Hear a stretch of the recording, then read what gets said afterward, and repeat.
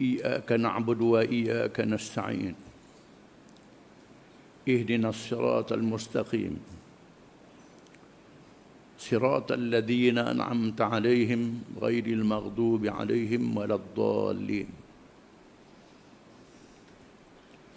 والصلاة والسلام على رسول الله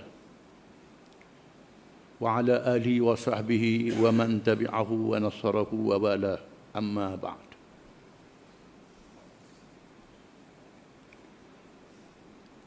Yang dihormati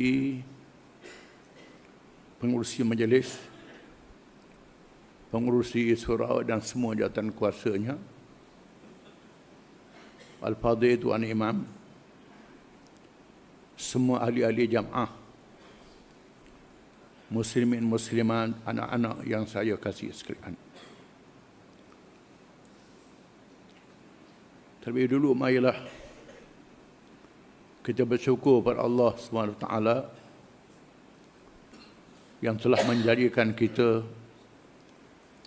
penganut Islam, sama ada secara keturunan baka ataupun menganut Islam setelah menganut bukan Islam, dengan hidayah daripada Allah. Kita baru saja menunaikan sembahyang maghrib, salat maghrib, salah satu daripada sembahyang 5 waktu yang diwajibkan. Betapa besarnya kewajipan sembahyang 5 waktu ini, maka Allah Subhanahu wa taala memberi perintahnya pada malam Isra' dan Mi'raj. Malam di mana Nabi kita Muhammad SAW dijemput menjadi tetamu kerajaan Allah. Berbeza dengan ibadah-ibadah yang lain. Sembahyang menghubungkan kita secara langsung dengan Allah Subhanahu wa taala. Membezakan kita dengan penganut agama lain yang mengadakan perantaraan dengan cara yang salah dan sesat. Dalam sembahyang yang diwajibkan sekurang-kurangnya 5 waktu, di samping sembahyang jenazah fardu kifayah, sembahyang sunat yang banyak, tiap-tiap rakaat kita berdoa kepada Allah dalam surah Al-Fatihah. Setelah memuji Allah, Iyyaka na'budu wa iyyaka nasta'in ihdinas siratal mustaqim. Akan Engkau kami sembah, akan Engkau kami memohon pertolongan. Berilah hidayah kepada kami kepada jalan yang istiqamah, jalan yang betul, jalan yang diridai oleh Allah Subhanahu wa taala. Diulangi meminta hidayah. Hidayah ini bukan perkara yang mudah. Diberi oleh Allah pada sesiapa yang ia kehendaki. Hidayah yang khusus, hidayatul din. Hidayah dalam urusan ad-din. Para ulama membagikan hidayah itu kepada 4. Yang pertama, hidayah gharizah tabi'iyah wa ilham fitri. Hidayah mengikut sifat semula jadi. Ilham secara naluri. Hidayah sifat semula jadi ini diberi pada semua. Manusia, jin, binatang, termasuk jamadat, makhluk-makhluk yang tidak bergerak, batu, kayu, dan sebagainya. Dia beri hidayah ini mengikut sifat semula jadi. Masing-masing makhluk ada tabiat semula jadi masing-masing. Dan mengikut tabiat itu dengan hidayah daripada Allah. Yang kedua, hidayatul hawas wal masyair. Hidayah mengikut panca indera dan perasaan. Sama ada melihat, mendengar, merasa, mencium bau dengan rasa. Hidayah ini ada pada manusia, pada binatang. Termasuk kanak-kanak yang tak tahu apa pun. Ada hidayah ini. Dia menangis. Dia ketawa. Hidayah masyair wa hawas. Yang ketiga, hidayatul aqal. Hidayah mengikut akal fikiran. Hidayah ini ada pada manusia saja. Tak ada pada binatang. Manusia dan jin. Binatang tak ada akal. Makhluk yang jamadat, kayu, pokok dan sebagainya, tak ada hidayah ini. Dan yang keempat, hidayatul din. Hidayah mematuhi peraturan-peraturan Allah dengan cara yang menyeluruh. Hidayah inilah yang kita minta pada setiap rakaat sembahyang. Ihdinas siratal mustaqim. Hidayah ini diberi oleh Allah kepada sesiapa yang dikehendaki, yang dipilih oleh Allah, yang layak. Ada orang yang tak layak dapat hidayah, macam iblis, yang bijak, yang cerdik, tapi sombong. Kalangan orientalis yang mengkaji Islam dengan mendalam, tak masuk Islam, tak dapat hidayah. Kerana rasa sombong, takabur, tidak ikhlas pada Allah, tak dapat hidayah.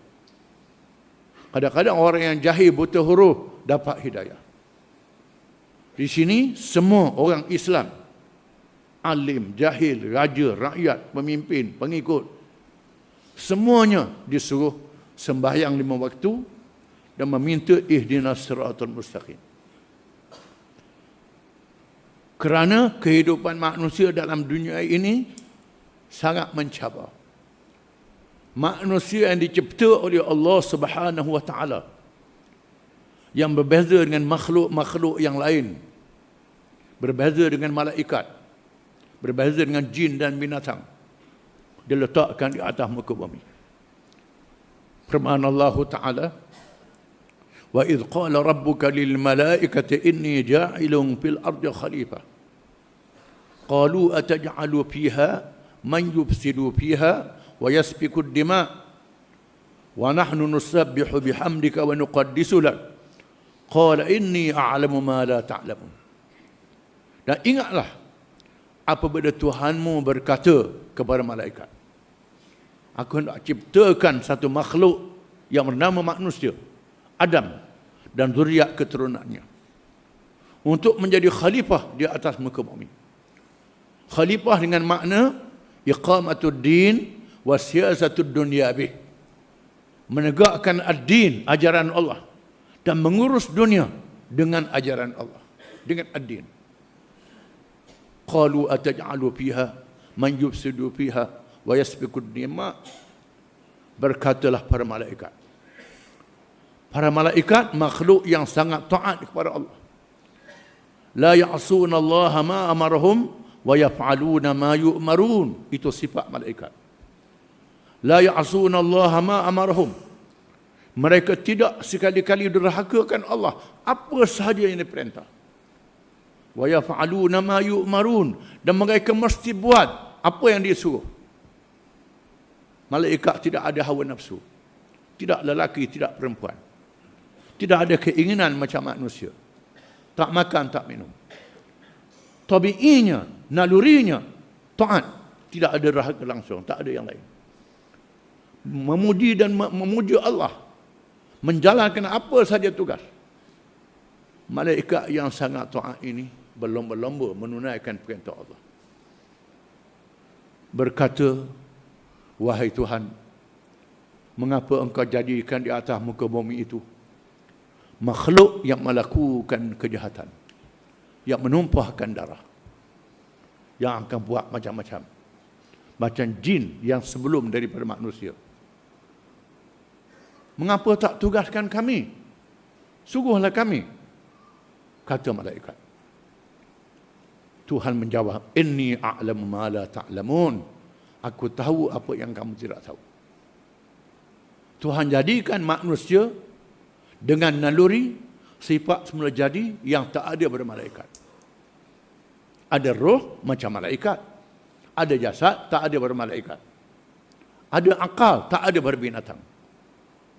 Ada nyawa boleh bergerak. Hidup bermasyarakat bersendirian, berkeluarga dan bermasyarakat madani yang mengaitkan di antara satu sama lain. Hanya makhluk ini yang boleh menjalankan tugas di atas muka bumi. Maka diciptakan manusia bermula Adam dan Hawa. Dibangun manusia itu pribadinya, imannya, akalnya, ilmunya. Diberi pengalaman mengalami kesalahan dan dosa yang kita tahu semua kisahnya. Baru dihala ke bumi untuk menjalankan tugas. Setelah dilahirkan zuriatnya, Allah melahirkan rasul-rasul yang silih berganti. Berakhir dengan Nabi Muhammad sallallahu alaihi wasallam, Nabi akhir zaman. Yang diutuskan sebelum ditamatkan umur dunia. Allah akan menamatkan riwayat dunia. Diwujudkan alam akhirat. Sebelum dikiamatkan dunia ini, Allah mengutuskan seorang Rasul sahaja.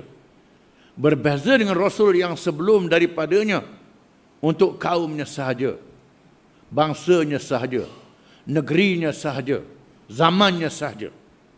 Adapun Rasul akhir zaman ini diutuskan untuk seluruh manusia sehingga hari kiamat. Kita menyaksikan sendiri betapa hikmat Rasul akhir zaman seluruh manusia ini dalam dunia hari ini dengan sedikit ilmu yang diberi oleh Allah. Wa ma utitum minal ilmi illa qalila. Dan tidaklah diberi kepada kamu daripada ilmu malaikat sedikit saja. Manusia boleh mencipta berbagai-bagai alat yang canggih.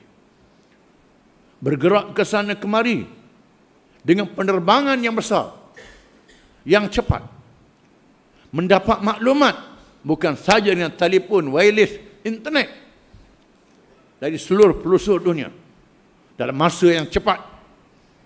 Maka cukup bagi dunia akhir zaman ini seorang Rasul sahaja, Muhammad sallallahu alaihi wasallam. Dia beri kepadanya mukjizat ilmu, mukjizat petunjuk Allah, Al-Quranul Karim yang diwahyukan kepadanya. Diwahyukan kepada Al-Quranul Karim menjadi petunjuk pada seluruh manusia. Dan Allah mencabar, wa in kuntum fi raibin mimma nazzalna ala abdina fa'tu bi suratin min mithlih wad'u syuhada'akum min dunillah in kuntum sadiqin. Fa in lam taf'alu wa lan taf'alu fattaqun nar allati waquduha an-nas wal hijarah u'iddat lil kafirin. Dan jika sekiranya kamu ragu, tidak percaya terhadap apa yang kami turunkan Al-Quran kepada hamba kami Muhammad sallallahu alaihi wasallam, sila kamu ciptakan satu surah sepertinya. Panggillah pembantu-pembantu kamu. Sama ada Tuhan yang lain daripada Allah yang kamu lantik, atau pemimpin-pemimpin yang kamu puja, yang kamu anggap bijak sangat. Panggil segala ilmuwan kamu dalam segala bidang. Ciptakan satu surah seperti Al-Quran. Jika kamu adalah orang yang benar dalam segala bidang, segala aspek, sama ada agama, sains, teknologi, buat satu ayat macam Quran. Maka jika kamu tidak dapat melakukannya, dan kamu tidak akan dapat melakukannya, takutlah kamu akan api neraka. Akan api neraka. Di mana umpan bahan bakarnya manusia dan batu-batu. Disediakan untuk orang-orang yang kafir. Kafir itu apa? Melawan. Melawan apa? Melawan Quran, melawan Allah, melawan Nabi yang dilantik. Maka diutuskan Muhammad sallallahu alaihi wasallam daripada zuriat Ibrahim alaihi salam. Ibrahim Rasul yang berjuang menentang syirik, yang paling ganas di zamannya, Raja Namrud memerintah kerajaan Babylon. dihukum dalam api yang dinyalakan dengan sebesar-besarnya. Ibrahim adalah bapa kepada semua yang menganut agama dalam dunia, mengaku Ibrahim sebagai bapa mereka. Semua penganut agama, manusia mengikut fitrahnya, percaya pada Allah. Tetapi mereka melantik Tuhan-Tuhan yang lain daripada Allah. Orang Yahudi anggap Ibrahim sebagai bapanya. Orang Kristian menyebut Abraham. Orang Hindu menyebut Brahma. Termasuk musyrikin Makkah mengadakan patung Ibrahim alaihissalam. Dilantik Ibrahim menjadi Tuhan. Allah mengatakan, "Ma kana Ibrahimu Yahudiyan wala Nasraniyya, walakin kana hanifan muslima wa ma kana minal musyrikin." Ibrahim bukan Yahudi, Ibrahim bukan Kristian. Ibrahim adalah penganut agama Islam, agama yang asal. Ibrahim bukan seorang musyrikin. Pengkaji perbandingan agama mengetahui perkara ini. Allah pilih daripada zuriat Ibrahim alaihissalam. Diperintah supaya diletakkan di Makkatul Mukarramah. Ismail, putera Ibrahim. Allah perintah Ibrahim letakkan Ismail ditemani ibunya Hajar. Dia memekah wadin ghairi zara'in, lembah yang tidak ada tanaman, tak ada air langsung. Airnya tak ada. Binatang tak sanggup hidup. Dia letakkan di situ. Untuk dilahirkan satu kaum Quraisy yang melahirkan Muhammad sallallahu alaihi wasallam. Untuk membangun syakhsiah, membangun insan, membangun diri manusia dengan acuan Allah, membangun rohnya, jasadnya, akalnya, dan kekuatan jismani, rohani yang layak untuk memimpin manusia menerima wahyu Al-Quranul Karim.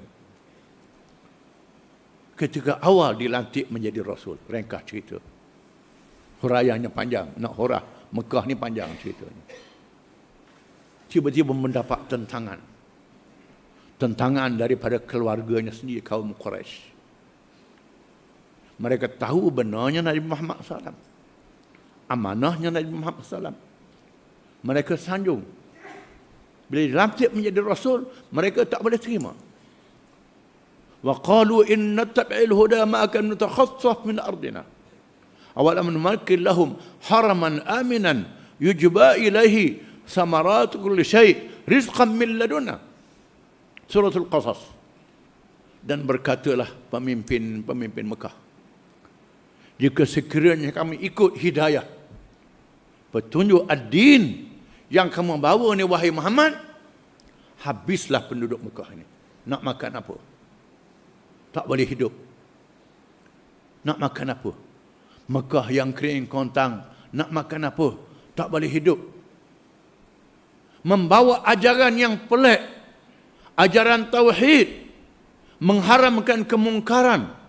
Seluruh dunia sesat. Seluruh dunia mengerjakan yang haram, minum arak, membunuh, berzina, macam-macam.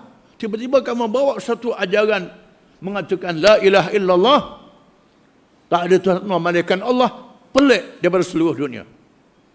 Maka akan dikepung oleh seluruh pelosok. Tidakkah mereka sedar? Tuhan kata, kami meletakkan mereka di tanah haram Mekah ini. Dia beri kepada mereka rezeki yang melimpah ruah, buah-buahan yang banyak dari Mekah. Allah menurunkan ayat, li'ilaafi Quraisyin ilafihim rihlata syita'i was-sayf falyabudu rabb hadzal bait alladzi at'amahum min ju' wa amanahum min khauf. Menjadi kelaziman adat kaum Quraisy bila mereka kesejukan, memerlukan pakaian, mereka lapar, memerlukan makanan, memerlukan minuman yang cukup, memerlukan kelengkapan untuk kediaman. Mekah tak ada balak, tak ada hutan, tak ada semua kehidupan. Mereka mesti keluar. Rihlat asy-syita'i was-sayf. Perjalanan waktu musim sejuk, mereka terpaksa pergi ke Yaman. Wasaif, musim panas, mereka terpaksa pergi ke Syam untuk mencari barang-barang timur. Yaman adalah pengkalan kepada negeri India, Parsi, China dan lain-lain di timur. Syam ialah Syria, pengkalan kepada negeri-negeri yang datang dari barat, Eropah, Utara Afrika, Asia Tengah dan lain-lain. Memerlukan mereka pergi ke Yaman untuk cari barang yang datang dari timur. Dia bawa pulang ke Mekah. Ditinggal sedikit. Dibawa pula ke Syam untuk berniaga. Menjadikan mereka golongan peniaga. Yang pergi ke Yaman, pergi ke Syam untuk mencari keperluan hidup. Dalam masa yang sama, dengan doa Ibrahim alaihissalam, menjadikan hati mereka bergantung dengan Kaabah. Tak boleh nak tinggal Kaabah, walaupun mereka menyembah berhala. Sayang berkaabah. Mereka berulang alik. Maka Allah mengatur, menjadikan Mekah sebagai bandar, kota metropolitan yang menghubungkan dengan seluruh dunia, yang diatur oleh Allah Subhanahu Wa Taala, sehingga rezekinya melimpah ruah, yang disaksikan sehingga hari ini. Ibadahnya 24 jam, ekonominya 24 jam. Mereka yang pergi umrah, pergi haji mesti faham hal-hal ini.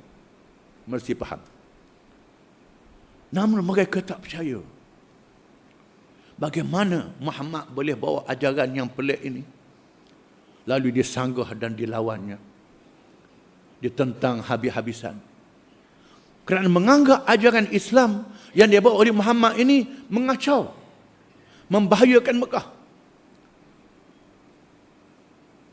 Sedangkan dalam masa yang sama, masyarakat Arab yang ganas dengan sifat jahiliah, merampak, menyamun.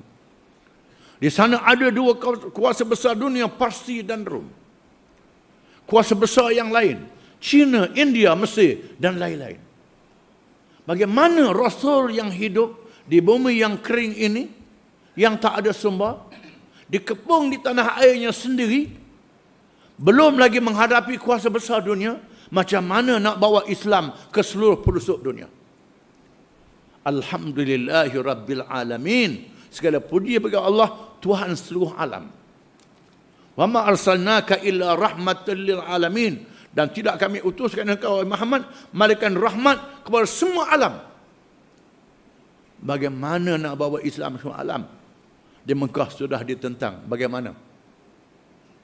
Soal bagaimana. Maka Allah memberi keyakinan kepada Nabi SAW dan para sahabat yang beriman kepadanya dengan peristiwa Isra' dan Mi'raj. Dijemput untuk menjadi tetamu Allah. Melawat ke Baitul Maqdis, tempat dibuat Ibrahim alaihissalam, tempat lahir Nabi-Nabi dan Rasul-Rasul alaihimussalam yang paling banyak. Dibawa ke langit, ke angkasa lepas, sehingga Sidratil Muntaha. Perjalanan yang sangat jauh, tak mampu diukur oleh akal manusia. 7 petala langit. Sedangkan bintang-bintang cakrawala yang ada di langit dunia, di bawah langit dunia, tak mampu nak dikesan semuanya oleh manusia. Walaqad zayyana as-samaa'a ad-dunya bimasabiha wa ja'alnaha rujuman lisyayatin wa a'tanna lahum 'adzabas sa'ir. Dan sesungguhnya kami hiaskan langit dunia dengan bintang-bintang cakrawala.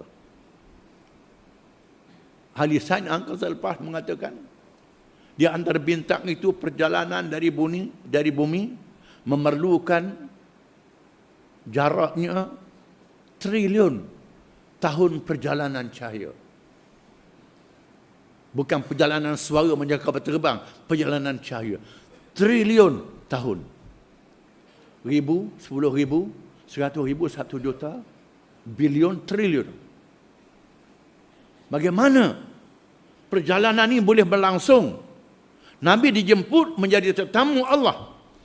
Biasanya kalau tetamu kerajaan dalam dunia hari ini dibawa hanya dalam bilik gerakan negara. Ditunjukkan petanya, projek-projek pembangunan dengan lukisannya, dengan gambarnya dalam bilik saja. Bawa sekejap ke sana, bawa kepada projek-projek yang berjaya. Projek yang gagal dia sembunyikan. Yang berjaya dia bawa. Ini berlakunya. Menjadi tetamu Allah, dia bawa melawat seluruh alam. Alam dunia dan akhirat. Alam langit dan bumi. Alam manusia sejak Adam sehingga manusia yang terakhir. Alam jin, iblis dan jin yang kemudian daripadanya sehingga akhir. Malaikat yang baik, yang jahat. Manusia yang jahat, malaikat yang baik, manusia yang baik. Ditunjuk hanya pada satu malam sahaja dalam perjalanan yang terlalu jauh. Memerlukan jarak jauh triliun kilometer, triliun perjalanan cahaya, tahun perjalanan cahaya. Bagaimana boleh berlaku pada satu malam? Maka Allah menyatakan, Subhanalladzi asra bi'abdihi laila. Maha suci Tuhan yang telah menjalankan hambanya di waktu malam. Perkataan Subhana kepada mereka yang mendalami bahasa Arab akan memahami betapa hebatnya perkataan ini. Di sinilah disebutlah hadis, kita menyebut Subhanallah walhamdulillah Allahu Akbar. Di pahala yang sangat besar. Kelebihan pahala laksana pasir yang ada di bumi. Kehebatan kalimah-kalimah ini. Subhanallah, alhamdulillah, Allahu Akbar. Perkataan Subhanalladzi asra bi'abdihi. Dalam ilmu nahwu bahasa Arab, Subhana diberi maf'ulul mutlaq. Perkataan yang hebat. Aku mengucap tasbih dengan tasbih yang sebesar-besar dan sehebat-hebatnya. Tuhan yang diucap tasbih ini yang menjalankan rasulnya, hambanya Muhammad sallallahu alaihi wasallam. Maka Tuhan Rabbil Alamin yang kita sebut dalam sembahyang menjadikan alam, menjadikan masa lama dan sekejap, menjadikan jauh dan dekat. Tuhan menjadikan semua. Tuhan boleh menghapuskan sebab-sebab dunia yang kita lihat untuk lakukan Isra dan Mi'raj hanya pada satu malam sahaja. Ini kekuasaan Allah. Menguji keimanan kita. Firman Allah Ta'ala, "Wa ma ja'alna ar-ru'ya allati araynaka illa fitnatan lin-nas." Dan tidaklah kami jadikan apa-apa yang engkau lihat pada malam Isra dan Mi'raj itu malaikat untuk menguji manusia. Menguji manusia. Sejauh mana mereka beriman kepada Muhammad sallallahu alaihi wasallam. Beriman kepada Allah yang Maha Besar, yang lebih baik itu lagi. Sejauh mana keimanan mereka. Dilakukan Isra dan Mi'raj. Disebutkan hadis apabila Nabi SAW menceritakan kepada Ummu Hani binti Abi Talib, sepupunya, semalam aku dibawa berjalan oleh Allah ke Baitul Maqdis, naik ke langit. Kata Ummu Hani, kau jangan cerita ke orang lah, habislah kalau cerita pada orang. Kau yang dah cerita ni pun orang susah nak terima. Macam mana nak cerita pergi satu malam? Jangan wahai Muhammad. Kata Ummu Hani, tidak. Kewajipan Rasul mesti menyampaikan kepada manusia. Untuk menyatakan kekuasaan Allah Subhanahu wa Ta'ala. Ketahuilah wahai manusia yang melawan Muhammad, semua kuasa-kuasa besar dunia, Parsi, Rom, Rusia, Amerika, British, Perancis, apa saja yang ada dalam dunia ini, dibanding dengan kekuasaan Allah, lebih halus pada habuk yang halus. Allah boleh tumbang, boleh jatuhkan, hapus bila-bila masa sahaja. Allah tunjukkan kebesaran Allah dalam Isra dan Mi'raj. Ditunjukkan kepada Nabi-Nya, dibawa dalam perjalanan melihat perangai-perangai manusia yang baik dalam akidahnya, syariatnya, politiknya, ekonominya, semua ditunjuk. Mereka yang zalim di mana perginya. Mereka yang makan riba dalam ekonomi di mana perginya. Mereka yang berzina, di mana perginya? Mereka yang mengacau dalam kehidupan manusia, di mana perginya?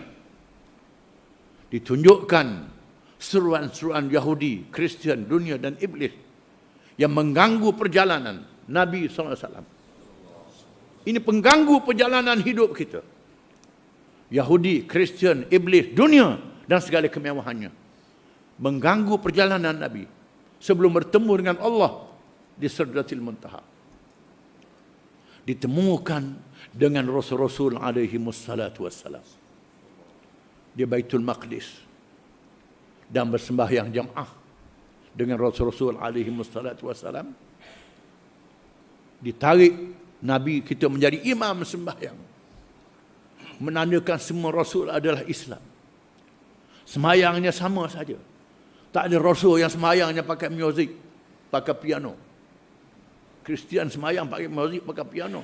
Nabi ajar macam itu? Tidak. Orang Yahudi ada sembahyangnya cara dia. Macam-macam agama. Semua Rasul-Rasul adalah Islam. Tak ada Rasul yang Yahudi, Kristian dan musyrikin.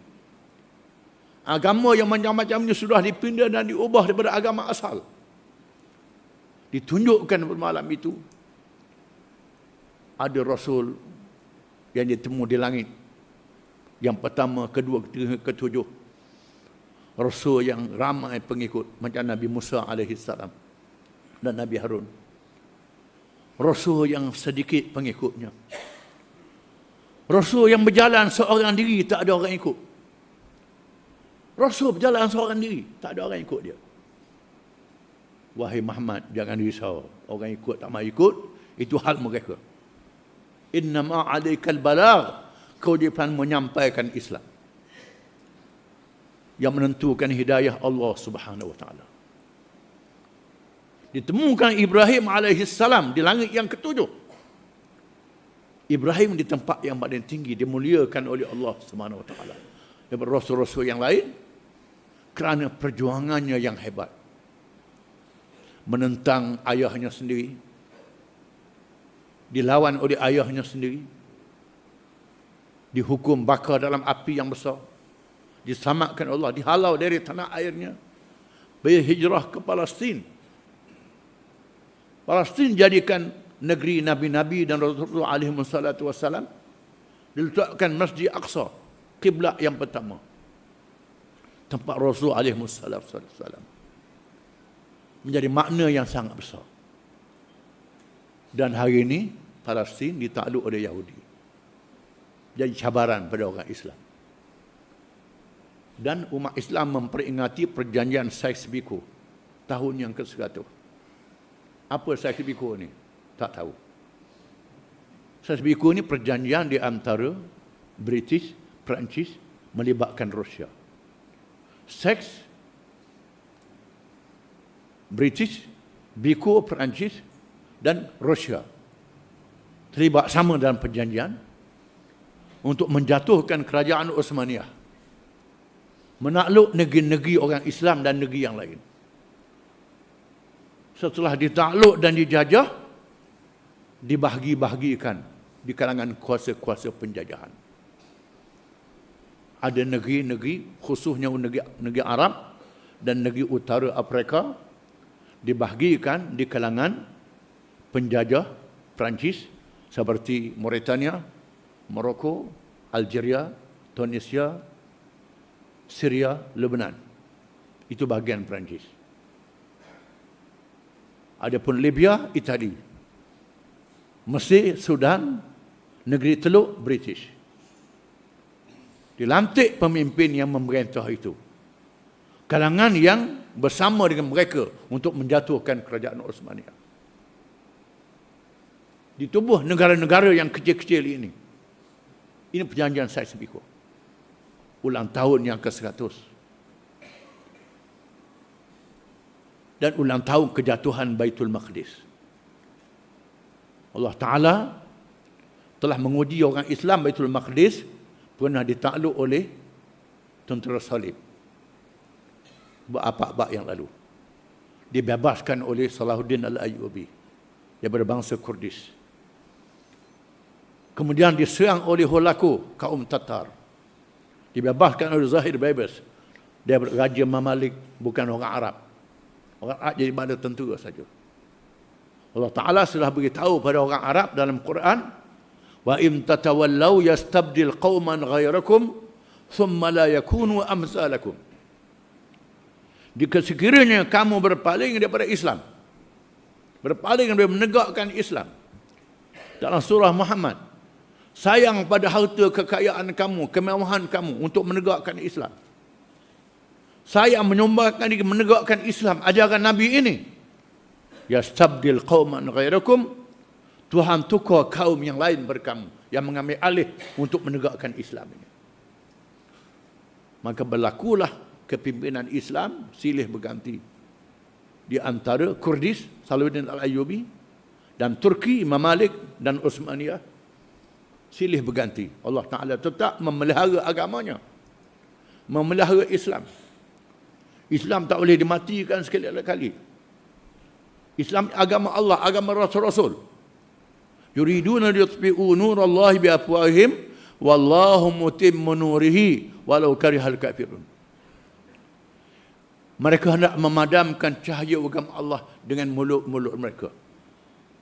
Kerana mereka anggap cahaya Islam ni macam cahaya pelita minyak tanah. Dihembus boleh padam. Itu bahasa Al-Quran. Nak padamkan cahaya Islam dengan mulut mereka, Allah tetap menyempurnakan cahayanya. Kita menyaksikan walaupun umat Islam diganyang, dihancur lebur, diperintah, dijajah, agama Islam tidak mati. Bahkan berkembang. Berlakunya kebangkitan Islam di seluruh dunia pada hari ini. Dan Allah menunjukkan kegagalan ajaran-ajaran yang lain daripada Islam. Walaupun mereka telah berjaya menyesatkan orang Islam dalam perjalanan hidup, Allah Ta'ala pelihara kerana ada orang Islam yang istiqamah. Balik pada Islam. Ihdinas siratal mustaqim. Mengapa perlunya ihdinas siratal mustaqim? Tunjukkanlah kami jalan yang betul tiap-tiap rakaat sembahyang. Mengapa? Kerana dalam dunia ni keliling kita semua kata dia betul. Tak ada kata dia salah. Yahudi kata Yahudi betul. Kristian kata Kristian betul. Hindu kata Hindu betul. Buddha kata Buddha betul. Iblis kata Iblis betul. Perampok kata perampok betul. Mengapa merampok? Cari duit. Bagi nafkah pada anak isteri. Mengapa mencuri? Nak dapat duit pergi Mekah. Nak kata apa? Mengapa riswah? Riswah tak apa, agama suku, riswah suku. Dapat duit banyak pergi umrah. Ini dia. Semua kata dia betul. Menyebabkan kita jadi keliru. Maka Allah menyuruh kita bergantung dengan Allah. Tiap-tiap rakaat sembahyang, ihdinas siratal mustaqim. Tunjukkanlah kami jalan yang betul, wahai Tuhan. Wasta'inu bis sabri was salah. Minta tolong dengan sabar dan sembahyang. Barang siapa yang bersembahyang, Tuhan selamatkan. Walaupun pada awalnya dia hanyut tak tahu apa. Sembahyang tak tinggal, akhirnya selamat. Inilah rahsia Allah Ta'ala menyelamatkan Islam pada hari ini. Kita kena sedar. Walaupun Islam ni tak ada kuasa besar yang melindungi dia. Tak ada kerajaan yang kuat yang melindungi dia. Mana ada kumpulan yang cuba nak tegakkan Islam, akan dihapuskan oleh kuasa-kuasa besar. Namun Allah Ta'ala jadikan kuasa besar itu runtuh. Kita menyaksikan bagaimana agama-agama yang lain daripada Islam sudah meleset.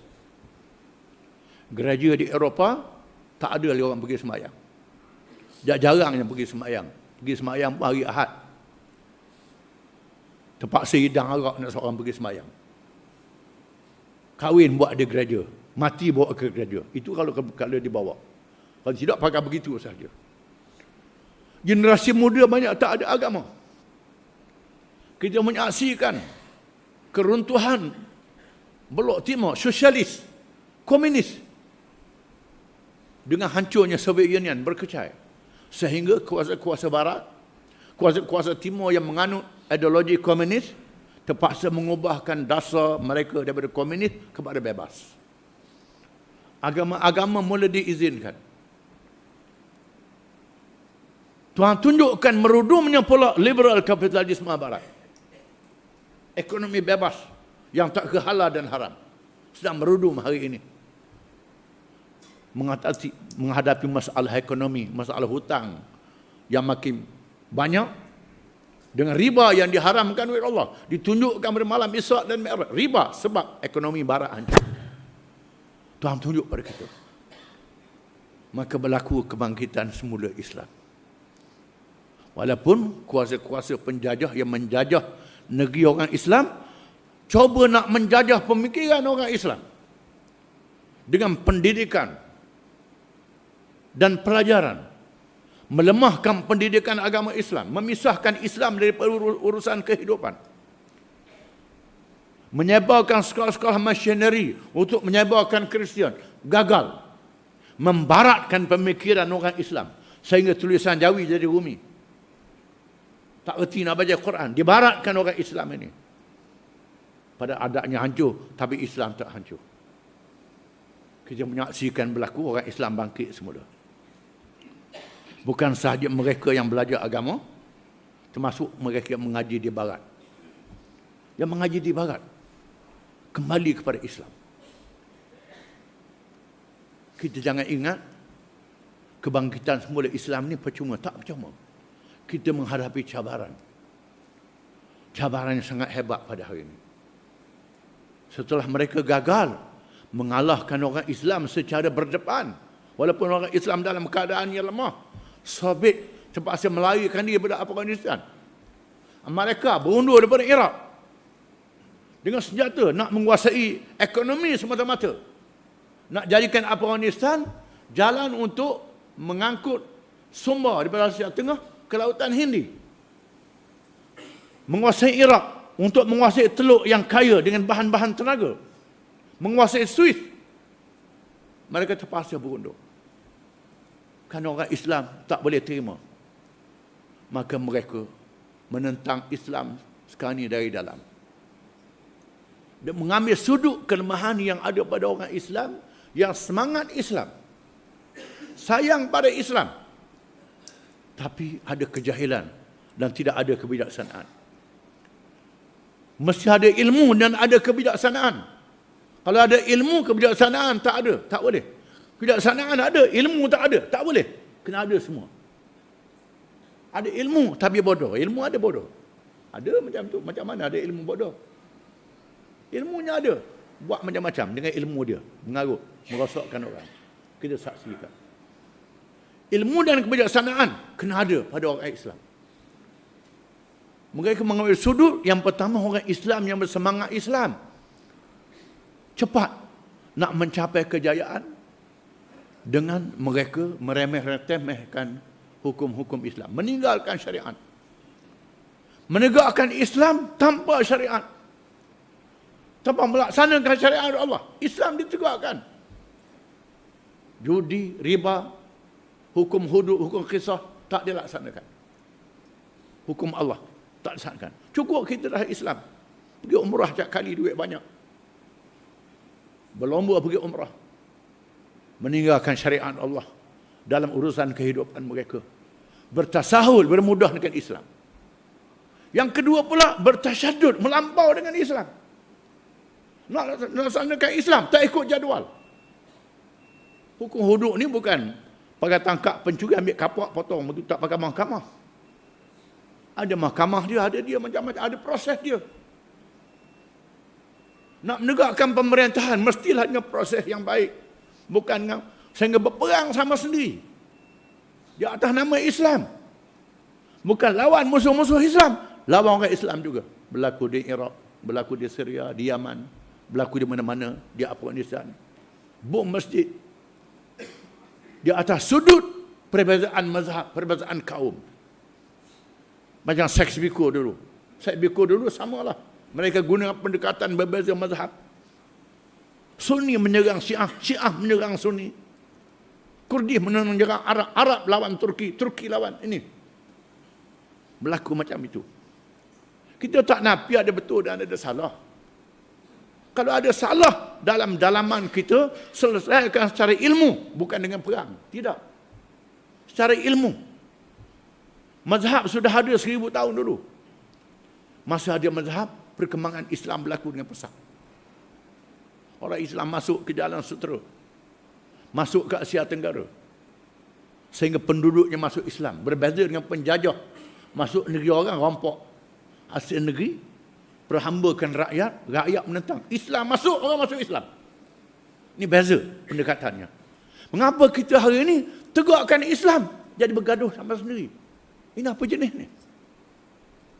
Menandakan kita tidak balik kepada tafaqquh fid din, memahami ad-din dan tidak bergantung dengan hidayah Allah Subhanahu wa taala, menyebabkan kita bercelaru sama sendiri. Kita adalah penyambung risalah Muhammad sallallahu alaihi wasallam. Nabi sudah mati. Allah Taala tak lantik Nabi lepas Nabi mati, tidak. Kerana yang menyambungnya ialah Al-Quran yang ditanggung oleh umat dia. Umat dia menegakkan Quran inilah yang mengajak kaum lain supaya menerima Islam tanpa paksaan. Ini mesti sedar. Tapi mesej ini tak boleh disampaikan kerana kita bercelaru.